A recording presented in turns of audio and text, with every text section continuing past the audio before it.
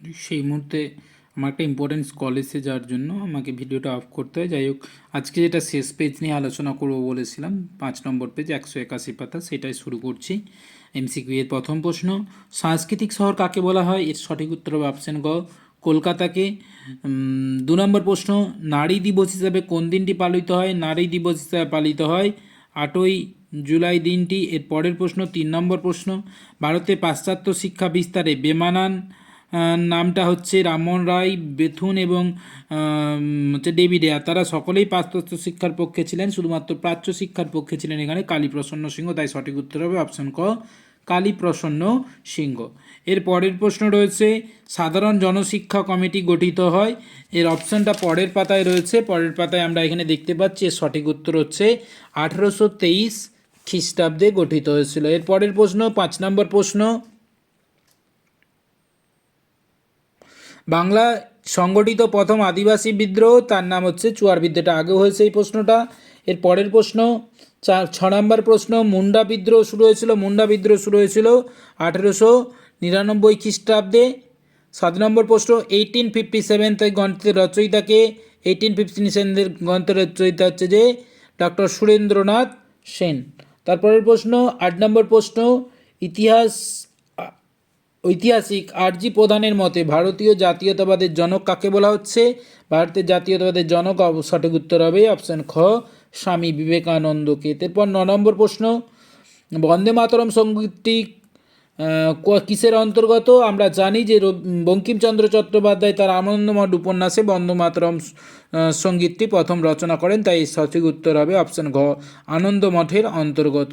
এবার 10 নম্বর প্রশ্ন, হিমালয়ের উচ্চতা কে নির্ণয় করেছিলেন? হিমালয়ের উচ্চতা নির্ণয় করেছিলেন রাধানাথ সিকদার। আমরা এই রাধানাথ সিকদারকে আমরা যখন নব্যবঙ্গ আন্দোলন দেখেছিলাম ডিরোজিওর নেতৃত্বে, সেখানে আমরা দেখেছিলাম যে ডিরোজিওর অন্যতম ছাত্র ছিলেন রাধানাথ সিকদার, রামতনু লাহিড়ী, আরও অনেকেই ছিলেন।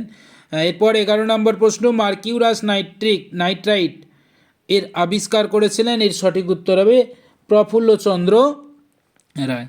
এরপর 12 নম্বর প্রশ্ন, নিজ খামারে ধান তোলা কোন আন্দোলনের সঙ্গে যুক্ত ছিল বা কোন আন্দোলনের স্লোগান ছিল? এর সঠিক উত্তর, বাংলায় যেতে বাঘা আন্দোলন হয়েছিল তার স্লোগান ছিল নিজ খামারে ধান তোলা। এরপর মিরাট ষড়যন্ত্র মামলায় মোট গ্রেপ্তারের সংখ্যায়, প্রশ্নটা আগেও হয়েছে, এর সঠিক উত্তর হবে 33 জন। পরের প্রশ্ন 14 নম্বর প্রশ্ন, ভারতে প্রকাশিত প্রথম কমিউনিস্ট পত্রিকাটির নাম? এর সঠিক উত্তর হবে দ্য সোশ্যালিস্ট পত্রিকা। দ্য সোশ্যালিস্ট ছিল ভারতের প্রথম কমিউনিস্ট পত্রিকা।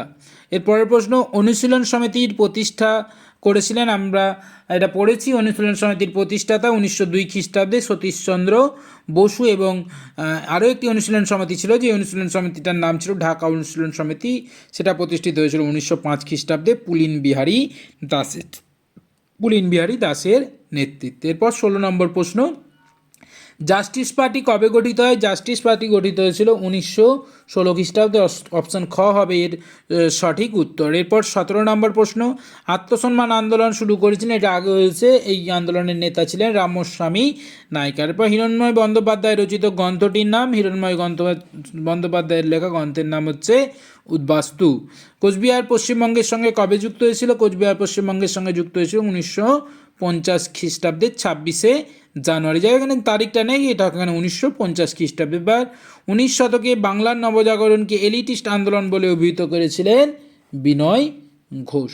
এই ছিল 20টা এমসিকিউ। এরপর আমরা এসএকিউ এ চলে যাব। এসএকিউ এর প্রথম প্রশ্ন কি বলছে, ছৌ নাচ কোন রাজ্যের জনপ্রিয়? আমরা জানি পুরুলিয়া জেলার ছৌ নাচ বিখ্যাত, যেহেতু এখানে রাজ্য বলেছে তাই এখানে সঠিক উত্তর হবে পশ্চিমবঙ্গ। এরপর কলকাতা মাদ্রাসা কবে প্রতিষ্ঠিত হয়? কলকাতা মাদ্রাসা প্রতিষ্ঠিত হয়েছিল 1871 খ্রিস্টাব্দে কলকাতা মাদ্রাসা প্রতিষ্ঠিত হয়েছিল। এরপর মেদিনীপুরের লক্ষ্মীবাই কাকে বলা হয়?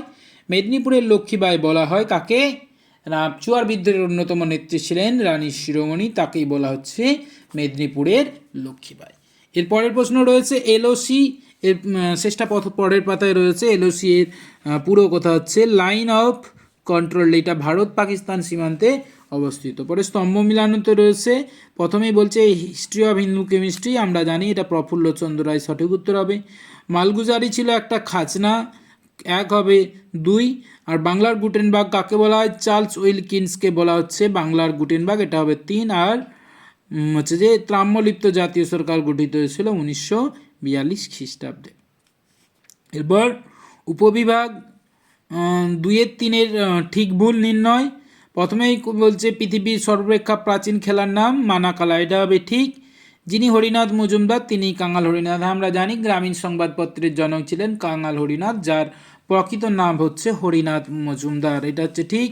এর পরের প্রশ্ন হচ্ছে দারুল ইসলাম কথার অর্থ বিধর্মীর দেশ। না, দারুল ইসলাম কথার অর্থ হচ্ছে ইসলামের দেশ। এখানে যদি বলতো দারুল হার্ব শব্দের অর্থ কি, তাহলে এর উত্তর হতো বিধর্মীর দেশ। এর পরের প্রশ্ন শেখ আবদুল্লাহ ছিলেন কাশ্মীরের রাজনৈতিক দল ন্যাশনাল কনফারেন্সের নেতা। হ্যাঁ, এই ন্যাশনাল কনফারেন্সের দলের অন্যতম নেতৃত্ব ছিলেন কে? না, শেখ আবদুল্লাহ। এরপর ম্যাপ রয়েছে এবং তারপর বিবৃতি ব্যাখ্যা। প্রথম বিবৃতি বলছে 19 শতকের জনমত প্রতিফলিত হয়েছিল। আমরা সবাই জানি যে 19 শতকে বিভিন্ন পত্রিকা, সাময়িক পত্র এবং সংবাদপত্রের মাধ্যমে জনমতগুলো প্রকাশিত হতো, তাই সঠিক উত্তর হবে সাময়িক পত্র ও সংবাদপত্রের মাধ্যমে। 2 নম্বর বিবৃতি নীলদর্পণ নাটককে বলা হয় ভারতের আঙ্কেল টমস কেবিন, কারণ আঙ্কেল টমস কেবিন বলে যে নাটকটি ছিল সেখানে উপনিবেশিক শাসনের তুলনা করা হয়েছিল। তেমনি এই নীলদর্পণ নাটকের মাধ্যমেও কী হয়েছিল না উপনিবেশিক শোষণের যে চরিত্র সেটা তুলে ধরা হয়েছিল, তার এর ব্যাখ্যা হবে ব্যাখ্যা 3। আঙ্কেল টমস কেবিনের মতোই নীলদর্পণ নাটকে উপনিবেশিক শোষণের চিত্র তুলে ধরা হয়। এরপর 3 নম্বর বিবৃতি 1930-এর দশকে ভারতের কমিউনিস্ট আন্দোলন যেটা দুর্বল হয়ে পড়েছিল, কারণ এই সময় শ্রমিক সেন সংগঠনের মধ্যে একটা ভাঙন এবং দুর্বলতা লক্ষ্য করা গিয়েছিল, তাই এর সঠিক উত্তর হবে ব্যাখ্যা 2। তারপর 4 নম্বর বিবৃতি দক্ষিণ ভারতের বিদ্যাসাগর কাকে বলা হয়? না, বীরেশলিঙ্গম পান্তুলুকে। কেন বলা হয়? কারণ তিনি দক্ষিণ ভারতে বিদ্যাসাগরের মতোই শিক্ষা সংস্কারে ব্রতী হয়েছিলেন, তাই সঠিক উত্তর হবে ব্যাখ্যায়। আজকে এই পর্যন্তই। এর পরের কয়েকটি স্কুল নিয়ে আমরা আবার আগামী দিন আলোচনা করব।